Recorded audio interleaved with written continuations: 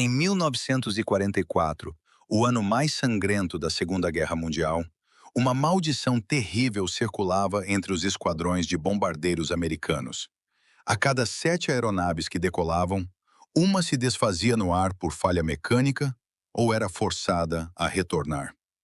Isso não era probabilidade, era simplesmente um envio para a morte. Mas havia um bombardeiro B-17 chamado Carro de Leite, que, em 10 meses, executou loucamente 129 missões de bombardeio de nível infernal. Ele sobreviveu a inúmeros bombardeios de artilharia antiaérea alemã, sua fuselagem já estava cheia de buracos de bala, mas sua taxa de falha mecânica nos sistemas centrais era incrivelmente zero. 129 missões, 100% de retorno bem-sucedido. Ele se tornou o milagre de todo o céu europeu. E quem criou esse mito estatístico não foi um designer gênio da Boeing, nem a sorte. Foi Robert E. Orlovsky, um mecânico de terra de apenas 26 anos que nunca pisou no campo de batalha. Enquanto todos se acostumavam com as falhas e se resignavam ao destino, Orlovsky travou uma guerra sozinho no chão de cimento.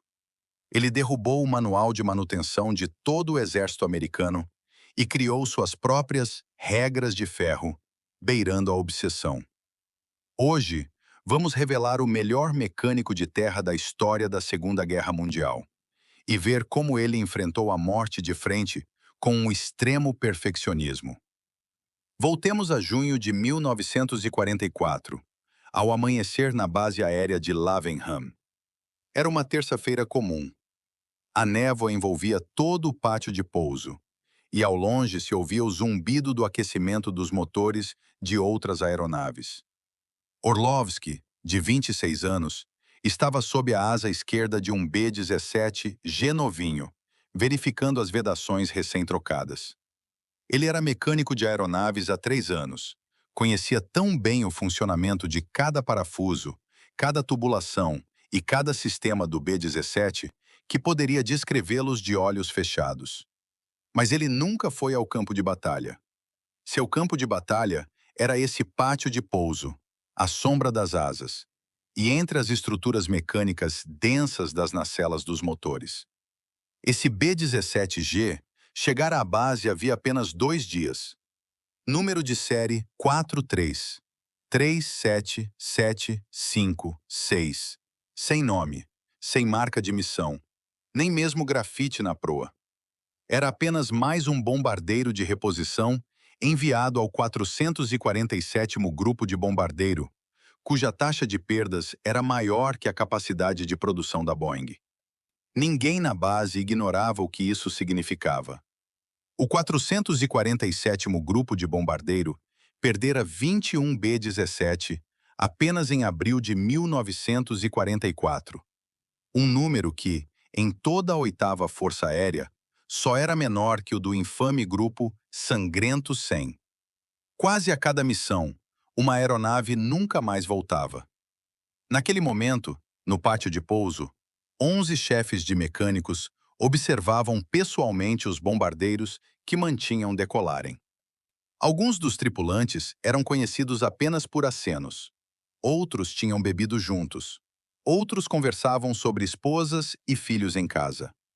Mas um dia, eles desapareciam completamente no céu da Europa. Falhas mecânicas eram a norma na época.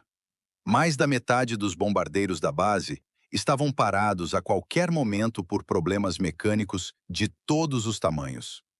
Vazamento de óleo no motor, pressão instável no sistema hidráulico, mau contato no sistema elétrico, anomalias no recolhimento do trem de pouso.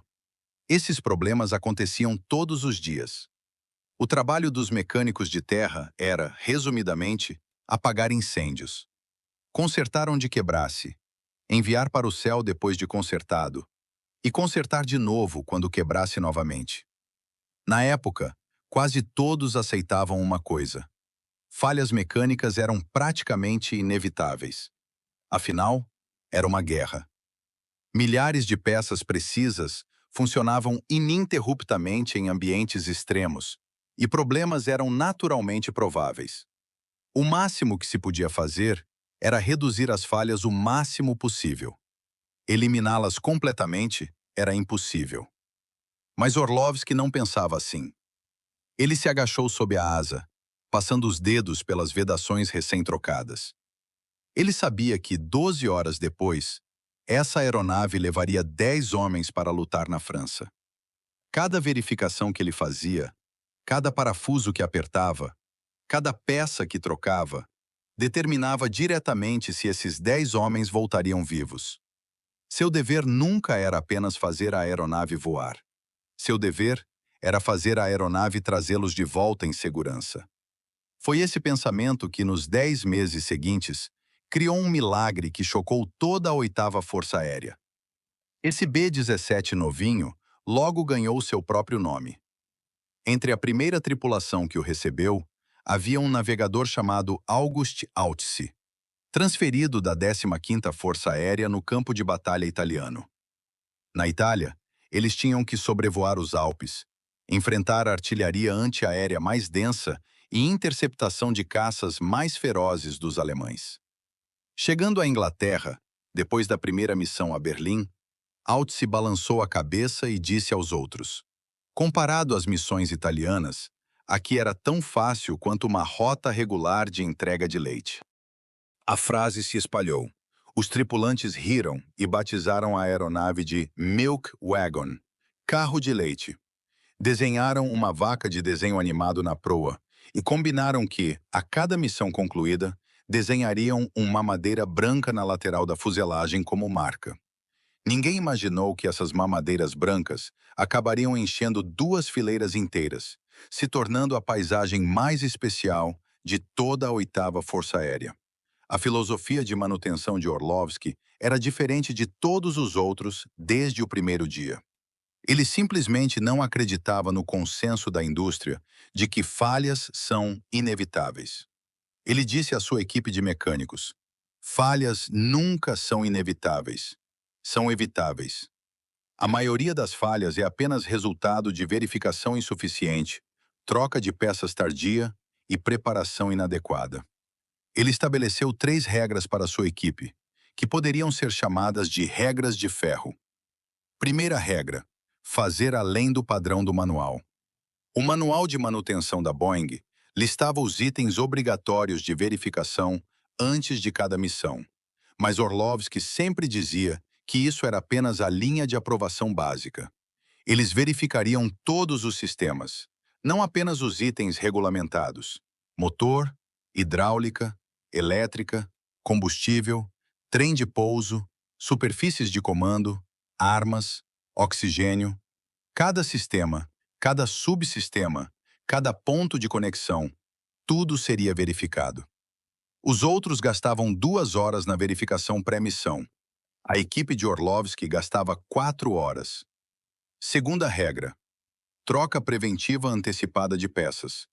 Essa era a mais controversa. O manual determinava a troca do filtro de óleo a cada 50 horas de voo. Orlovsky exigia troca a cada 25 horas. O manual dizia: troca de velas de ignição a cada 200 horas. Orlovsky exigia troca a cada 100 horas. O manual dizia: trocar vedações hidráulicas apenas quando vazassem. Orlovsky dizia que, ao ver qualquer rastro de vazamento, mesmo do tamanho de uma ponta de agulha, trocaria imediatamente. Trocar peças muito antes do fim da vida útil fazia com que outros chefes de mecânicos dissessem pelas costas que ele estava louco. Não era um desperdício óbvio, era manutenção excessiva, apenas criando problemas para a logística. Mas Orlovsky dizia: um filtro de óleo que falha em alta altitude pode destruir um motor inteiro. Uma vedação hidráulica que rompe no ar pode fazer a aeronave inteira perder o controle. O custo dessas peças não vale nada comparado a 10 vidas humanas, nem ao valor de um bombardeiro. Terceira regra: rastreamento extremo.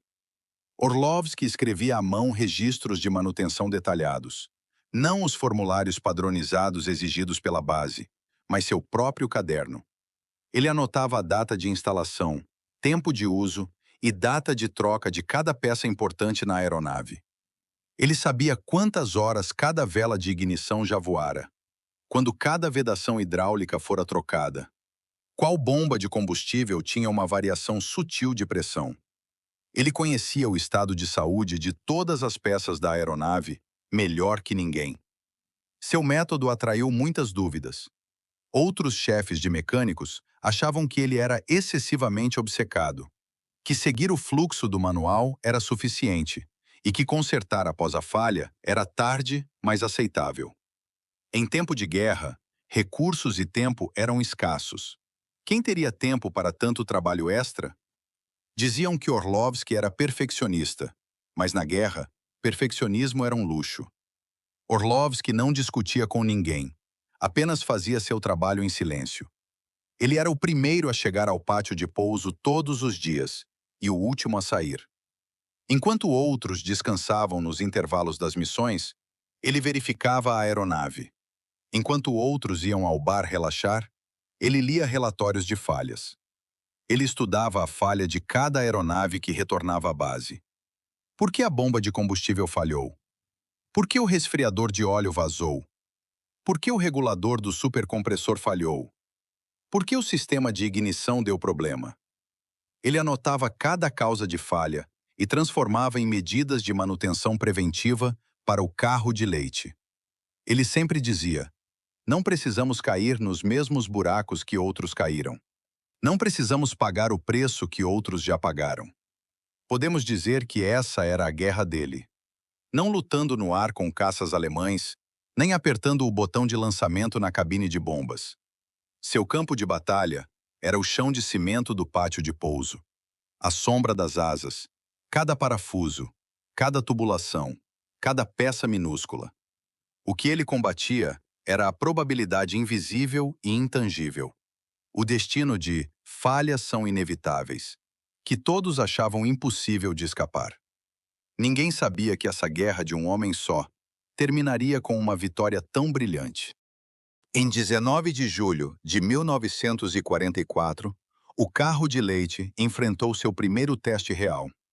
O alvo da missão era uma fábrica de óleo sintético perto de Leipzig, na Alemanha, um alvo prioritário da 8ª Força Aérea. A máquina de guerra alemã dependia inteiramente de combustível sintético. Destruir essas fábricas era cortar as veias dos alemães. Naquela manhã, a base estava uma bagunça. 3 B-17 interromperam a missão antes mesmo de decolar por falhas. Um motor falhou na partida. Um tinha pressão anormal no sistema hidráulico. Outro tinha curto-circuito no sistema elétrico. Os mecânicos corriam para consertar desesperadamente, mas a formação tinha que sair na hora. E no final esses 3 foram deixados no chão. Depois que o esquadrão decolou, ao sobrevoar o Canal da Mancha, mais 2 B-17 voltaram para a base. O motor número 3 de um apagou de repente, e várias tentativas de reinício falharam. O sistema hidráulico de outro rompeu no ar. O trem de pouso não recolheu, e as superfícies de comando perderam o controle. Eles voltaram para a base com dificuldade, carregando bombas não lançadas. Essa era a rotina na época. Sempre havia aeronaves que não podiam participar da missão por falha mecânica, e todos estavam acostumados. Mas o carro de leite não. Ele seguiu a formação sobrevoando o canal, atravessou a zona de interceptação de caças alemães, chegou ao alvo sob fogo intenso de artilharia antiaérea, lançou as bombas e retornou. 8 horas inteiras de voo de combate. 4 motores funcionando suavemente o tempo todo. Pressão do sistema hidráulico estável. Sistema elétrico sem nenhum problema. Todas as superfícies de comando respondendo com precisão. Quando pousou na base aérea de Lavenham, não havia danos, não havia falhas. Orlovsky e sua equipe desenharam a primeira mamadeira branca na lateral da fuselagem. Isso era apenas o começo. Nas 3 semanas seguintes, o carro de leite executou 7 missões extras consecutivas. Berlim, Magdeburgo, Munique, Hannover, Bremen. Cada missão durava de 6 a 9 horas, cada vez enfrentando artilharia antiaérea e caças alemães, cada vez voando a 25 mil pés de altitude, em temperaturas de dezenas de graus abaixo de zero, resistindo ao estresse extremo do voo em formação. Mas nenhuma vez houve falha mecânica. 8 missões, 0 falhas, 0 interrupções, 0 retornos antecipados. Aos poucos, pessoas na base começaram a notar essa aeronave. Depois de cada reunião de briefing de missão, outras tripulações perguntavam: "O carro de leite vai?" Eles começaram a invejar a tripulação do carro de leite, porque sabiam que, ao embarcar nessa aeronave, não precisavam se preocupar com problemas na própria aeronave, só precisavam se concentrar em lutar. Orlovsky não parou. Ele continuou lendo relatórios de falha de cada aeronave que retornava, perguntando às tripulações que voltaram por falha o que exatamente aconteceu no ar, desmontando aeronaves com problemas, examinando peças defeituosas e analisando causas de falha. Ele descobriu que muitas falhas eram previsíveis. O desgaste da bomba de combustível já tinha variações sutis de pressão muito antes de apresentar sintomas óbvios. O vazamento do resfriador de óleo já tinha pequenos rastros de vazamento no chão muito antes de explodir em alta altitude. A falha do regulador do supercompressor geralmente vinha da fadiga metálica de uma pequena mola, e essa fadiga podia ser completamente prevista pelo tempo de uso. Ele transformou todas essas lições em medidas de manutenção preventiva para o carro de leite. Problemas que outros enfrentaram, ele resolveu antecipadamente. Preços que outros pagaram, ele evitou antecipadamente. Naquele momento, ele lutava contra a probabilidade, e ele estava ganhando. No final de agosto de 1944, o carro de leite já havia completado 15 missões consecutivas sem falhas, um número que já superava a média da maioria dos bombardeiros do esquadrão. Mas para Orlovsky, isso não era suficiente. Seu objetivo não era ser um pouco melhor que os outros. Ele queria a máxima segurança possível. Seu caderno ficou cada vez mais grosso, com cada vez mais parâmetros anotados. Ele até começou a registrar a tendência de variação da temperatura e pressão do óleo do motor após cada missão, os parâmetros de pressão do sistema hidráulico em diferentes temperaturas, a flutuação de tensão do sistema elétrico em diferentes cargas. Ele estava criando um arquivo de saúde exclusivo para essa aeronave. Outros chefes de mecânicos ainda não entendiam. Diziam que, mais cedo ou mais tarde, haveria uma falha. Ninguém pode ganhar para sempre. Falhas mecânicas são inevitáveis. E Orlovsky respondia: "O que é inevitável é apenas o esforço que devemos fazer." Em setembro de 1944, o carro de leite completou sua 20ª missão. Ele se tornou o bombardeiro com a maior sequência de missões sem falhas do 708º Esquadrão de Bombardeio. O esquadrão começou a usá-lo como referência. Tripulações novas queriam ser designadas para o carro de leite, e os pilotos diziam que voar nessa aeronave dava tranquilidade. Mas o teste verdadeiro estava apenas começando. O inverno europeu se aproximava, e o inverno em alta altitude era o pesadelo de todos os bombardeiros. Danos de combate e falhas mecânicas são duas coisas diferentes. O carro de leite não ficou ileso. Pelo contrário, ele foi ferido várias vezes por artilharia antiaérea alemã. A fuselagem estava cheia de buracos de bala. A asa teve rasgos feitos por estilhaços. As superfícies de comando foram deformadas por ondas de choque, e a cauda até teve marcas de tiros de canhão de 20 milímetros. Mas tudo isso, Orlovsky e sua equipe conseguiam consertar. Nos intervalos das missões, eles trabalhavam a noite toda, remendavam a cobertura da fuselagem, trocavam tubulações danificadas, corrigiam superfícies de comando deformadas, recarregavam munição. Desde que os sistemas centrais estivessem bem, a aeronave podia sair de novo no dia seguinte. O que realmente matava era a confiabilidade dos sistemas centrais. Motor, hidráulica, elétrica, esses são o coração, os vasos e os nervos da aeronave. Se esses sistemas falharem no ar, é fatal. E esses sistemas centrais do carro de leite nunca falharam. Em outubro de 1944, a Europa entrou no outono tardio e a temperatura em alta altitude caiu para 30 graus abaixo de zero. Em novembro, chegou a 40 graus abaixo de zero. A baixa temperatura é, pode-se dizer, o inimigo natural de toda máquina precisa. O metal fica quebradiço, a borracha endurece e perde elasticidade. O combustível fica viscoso, o óleo hidráulico solidifica, a umidade congela e as conexões elétricas têm mau contato por dilatação e contração térmica. Todos os B-17 da base começaram a apresentar problemas relacionados à baixa temperatura, um após o outro. Tubos de combustível congelaram, causando interrupção no abastecimento do motor. Óleo hidráulico solidificou, impedindo o movimento do trem de pouso e das superfícies de comando. Sistema elétrico quebrou, causando falha nos instrumentos e no rádio. Sistema de oxigênio congelou, colocando a tripulação em risco de hipóxia. Cada missão tinha muitas aeronaves interrompidas por falhas de baixa temperatura. Algumas até tiveram motor apagado na fase de decolagem, forçando pouso de emergência no final da pista. Orlovsky já previra tudo isso. Ele estabeleceu um procedimento de manutenção de inverno exclusivo. 3 horas antes de cada missão, ele levava sua equipe para aquecer os motores. Girava o virabrequim lentamente com fonte de energia externa, fazendo o óleo circular completamente em baixa temperatura. Envolvia as nacelas dos motores com cobertores aquecidos, fazendo todo o sistema de potência chegar lentamente à temperatura de trabalho. Ele dobrou a frequência de troca do óleo hidráulico, garantindo que ele sempre tivesse a melhor fluidez em baixa temperatura.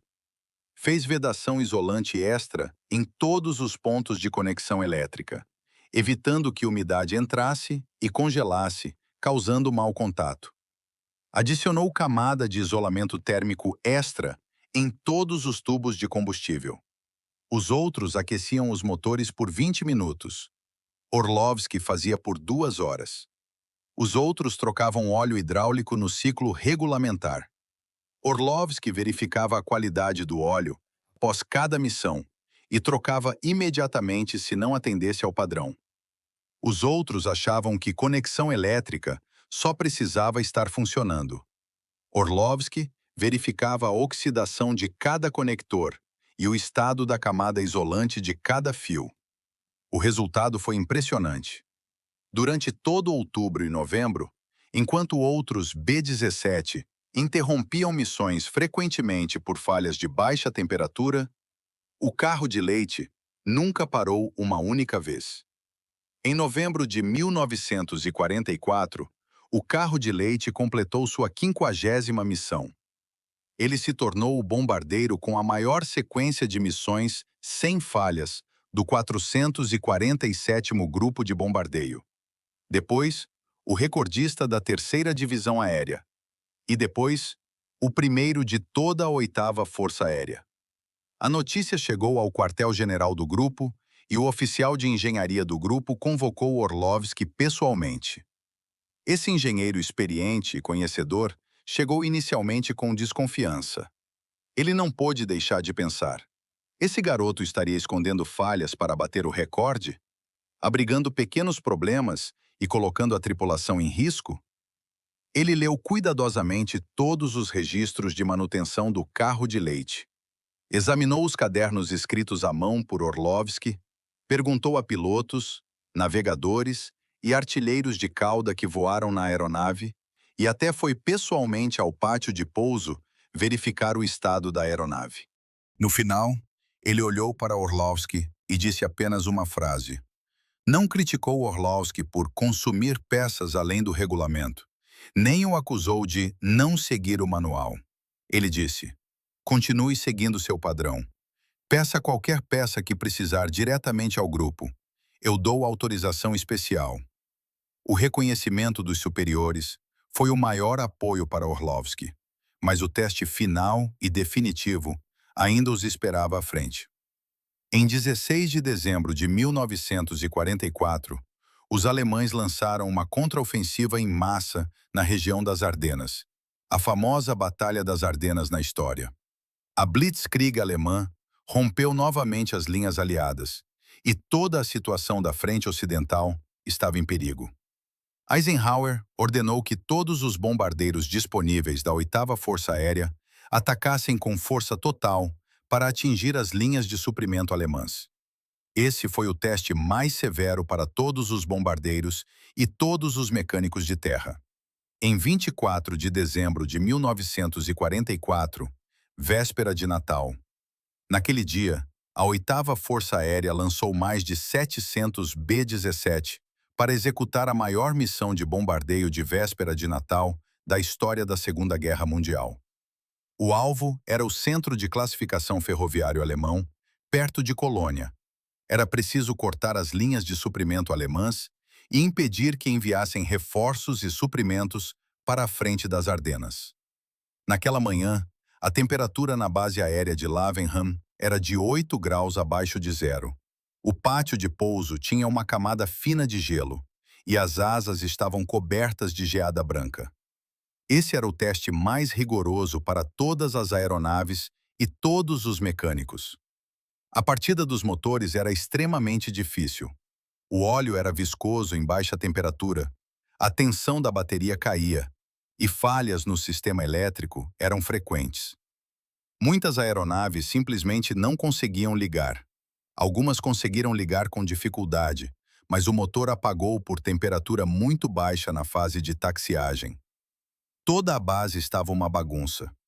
Os mecânicos usavam maçaricos para aquecer os motores, forçavam a partida com fonte de energia externa, adicionavam anticongelante aos tanques de combustível.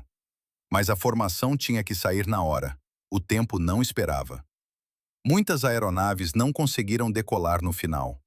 Mas o carro de leite ligou.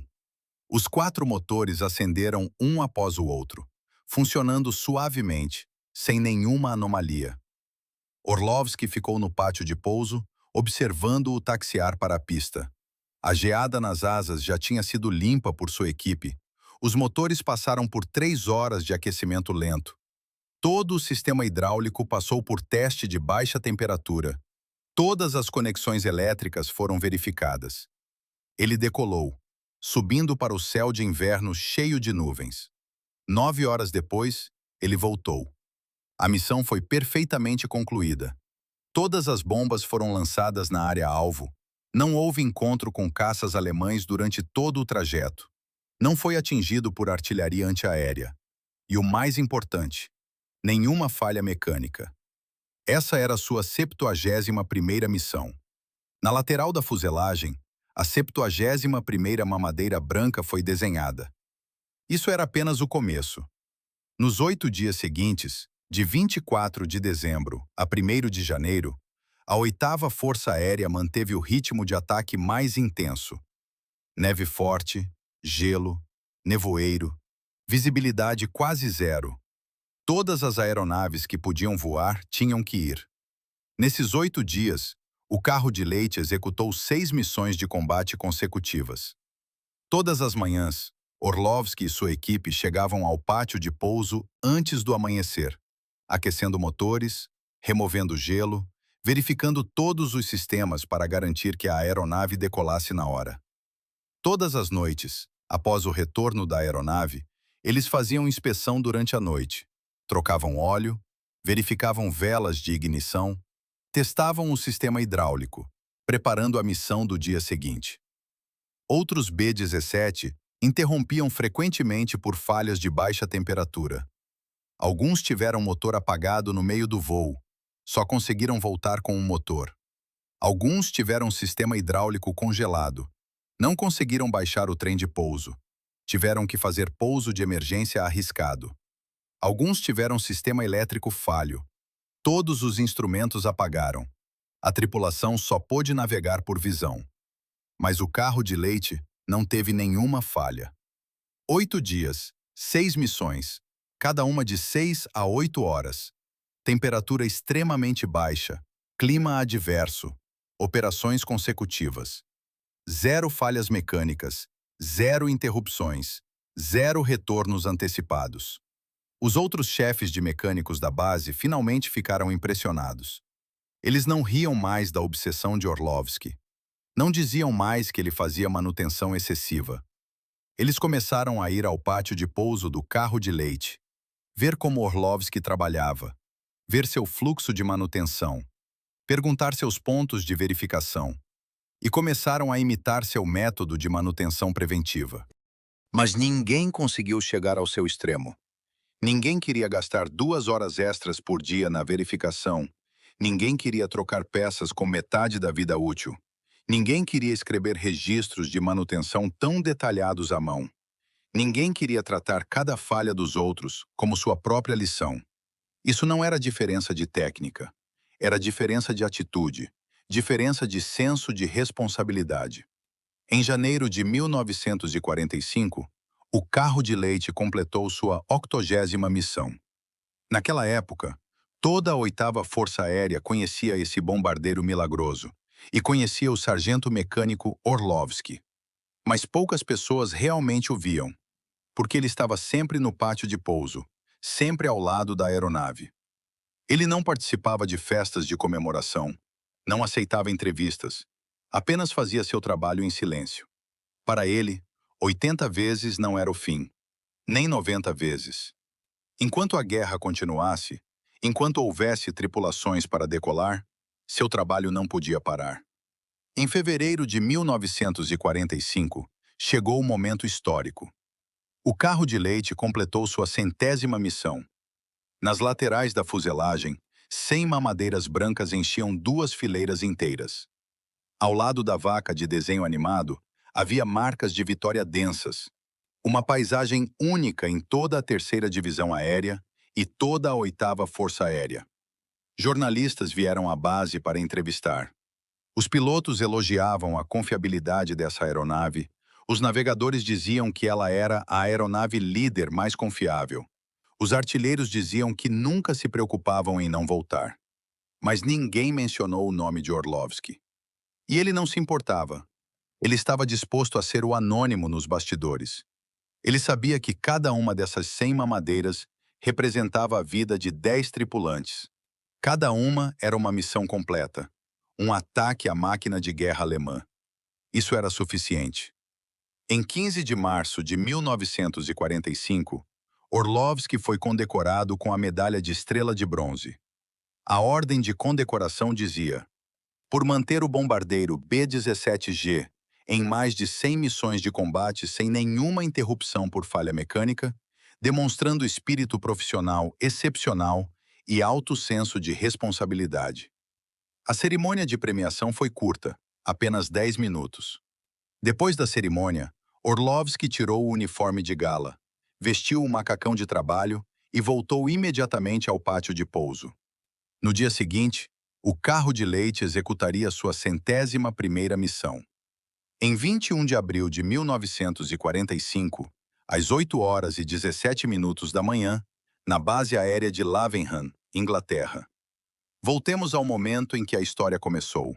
O carro de leite taxiou para a pista, iniciando sua 129ª missão de combate, com alvo no centro de classificação ferroviário de Ingolstadt, na Alemanha. Naquela época, os alemães já estavam à beira do colapso. O fim do Terceiro Reich estava à vista. Mas enquanto a guerra não terminasse oficialmente, as missões tinham que continuar. 9 horas depois, às 17h22 da tarde, o carro de leite apareceu sobre a base. Trem de pouso baixado, flaps abertos, 4 motores funcionando suavemente. Ele pousou com segurança na pista, taxiou, desacelerou e parou na borda do pátio de pouso. As hélices pararam uma após a outra, a porta da cabine se abriu e os tripulantes desceram da aeronave um após o outro. O comandante chegou diante de Orlovsky e estendeu a mão. Ele disse: "Voo perfeito, nenhum problema." Orlovsky acenou, pegou seu caderno e escreveu na linha de 21 de abril. Retorno normal. Todos os sistemas normais. Depois, Desenhou a 129ª mamadeira branca na lateral da fuselagem. Essa foi a última missão de combate do carro de leite. Em 7 de maio de 1945, a Alemanha se rendeu oficialmente e a Guerra Europeia da Segunda Guerra Mundial terminou. Todas as missões de combate do 447º Grupo de Bombardeiro foram suspensas. Agora vejamos um conjunto de números. Em mais de 8.000 missões de combate de B-17 de toda a 8ª Força Aérea, 15% das aeronaves não chegaram ao alvo por vários tipos de falhas mecânicas. Ou seja, a cada 7 aeronaves que decolavam, uma não conseguia decolar ou voltava no meio do caminho por problema mecânico. E o carro de leite, o bombardeiro B-17G, de número de série 4337756, teve 129 missões de combate, 0 interrupções por falha mecânica, 0 retornos por problema técnico, 0 paradas por motivo de manutenção. Taxa de conclusão de missão de 100%. Esse recorde é único em toda a história da Segunda Guerra Mundial. Houve outros B-17 que executaram mais missões. Alguns chegaram a 150 vezes. Mas todas essas aeronaves tiveram registros de interrupção de missão por falha mecânica. Tiveram retornos antecipados por problema técnico. Tiveram paradas por motivo de manutenção. Nenhuma outra aeronave conseguiu 129 missões de combate consecutivas sem interrupção mecânica. Isso é um milagre estatístico. Esse milagre não foi trazido pelo design da Boeing, nem pelos motores da Pratt e Whitney, nem pela sorte. Esse milagre foi construído por Robert E. Orlovsky, um sargento técnico de 26 anos, com suas próprias mãos, com seu cuidado, com sua persistência, com seus padrões intransigentes, parafuso por parafuso, peça por peça. Vamos calcular qual valor prático esse milagre trouxe. 129 missões, cada uma lançando bombas com precisão no alvo.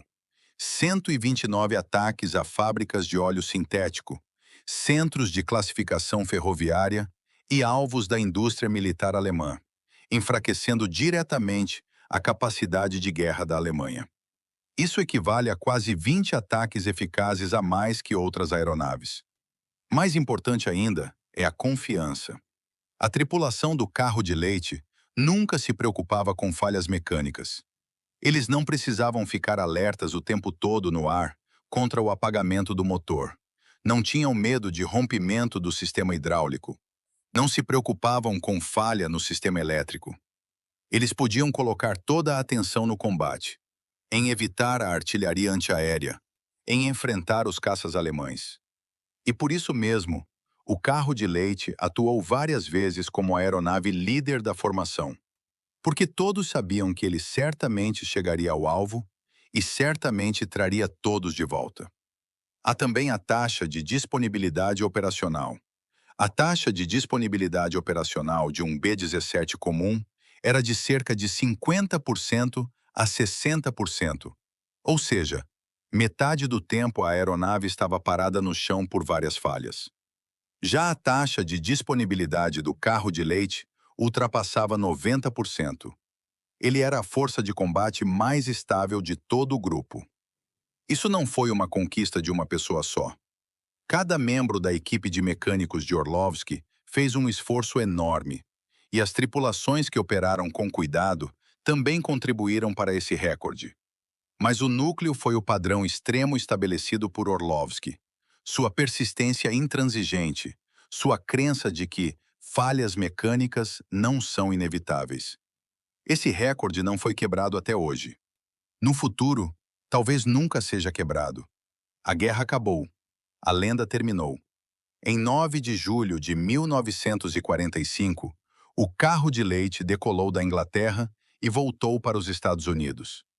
Ninguém imaginou que esse bombardeiro que criou um recorde lendário não foi enviado a museu, nem preservado como relíquia. Pelo contrário, entrou diretamente na lista de descarte por aposentadoria. Em novembro de 1945, foi vendido à Corporação Financeira de Reconstrução. Em dezembro de 1945, no cemitério de aeronaves de Kingman, Arizona, foi desmontado, derretido e transformado em um monte de alumínio usado. Aquelas 129 mamadeiras brancas, a vaca de desenho animado, os buracos de bala que carregavam inúmeras histórias, tudo desapareceu. Não há monumento, não há memorial. Poucas pessoas lembram seu número de série. Orlovsky também voltou à vida civil. Voltou para a Pensilvânia e se tornou um mecânico comum. Casou, teve filhos, viveu uma vida tranquila. Raramente falava sobre suas experiências na guerra com a família, e aquela medalha de estrela de bronze ficou guardada no fundo da gaveta. Ele praticou o conceito de manutenção preventiva por toda a vida. As aeronaves civis que ele mantinha raramente apresentavam falhas. Os carros que ele conservava não tinham problemas grandes por dezenas de milhares de quilômetros. Os equipamentos industriais que ele consertava sempre tinham vida útil maior que os outros. Ele continuava sendo aquela pessoa cuidadosa, rigorosa e intransigente. Em 2004, Robert E. Orlovsky faleceu, aos 86 anos. Até sua morte, ele sempre foi humilde e modesto. Quando alguém ocasionalmente mencionava o recorde lendário de 129 missões sem falhas, ele apenas acenava com a mão e dizia: "Eu só fiz o que tinha que fazer direito." Mas isso é realmente apenas fazer o trabalho direito? Olhando para trás nessa história, podemos entender uma verdade muito simples. Orlovsky provou na prática uma coisa: falhas mecânicas não são inevitáveis. Manutenção preventiva extremada, verificação além do padrão, previsão de riscos antecipada, atenção extrema a cada detalhe. Tudo isso pode criar confiabilidade quase absoluta no caos da guerra. Ele provou que a probabilidade pode ser vencida, que o destino pode ser quebrado, que o que todos acham natural pode ser mudado. Na narrativa grandiosa da Segunda Guerra Mundial, lembramos dos generais famosos, lembramos dos pilotos de caça a CE, lembramos dos heróis que carregaram na frente de batalha. Mas muitas vezes esquecemos os mecânicos de terra como Orlovsky. Eles são o grupo mais facilmente esquecido por trás da vitória aérea. Eles não lutaram no céu, não abateram aeronaves inimigas, não lançaram bombas, apenas mantinham aquelas aeronaves em silêncio no chão. Mas foi seu cuidado, sua perseverança, seu senso de responsabilidade que salvaram a vida de inúmeras tripulações. Foram eles que fizeram com que aqueles bombardeiros pudessem voar para o céu, pudessem lançar bombas nos alvos, pudessem trazer as tripulações de volta em segurança. Eles são os verdadeiros heróis anônimos. Essa história nos ensina: você não precisa ser um general, não precisa ser um piloto de caça ace, não precisa fazer feitos extraordinários. Basta que você faça o máximo no seu próprio cargo, que tenha senso de responsabilidade absoluto pelo seu trabalho, que mantenha seus padrões sem ceder. Talvez você consiga, num ambiente mais caótico e cruel, fazer conquistas que outros nem ousam imaginar. Essa é a história de Robert E. Orlovsky e do carro de leite. Esse é o segredo por trás das 129 missões sem falhas. Essa é a força do espírito profissional. Essa é a força do senso de responsabilidade.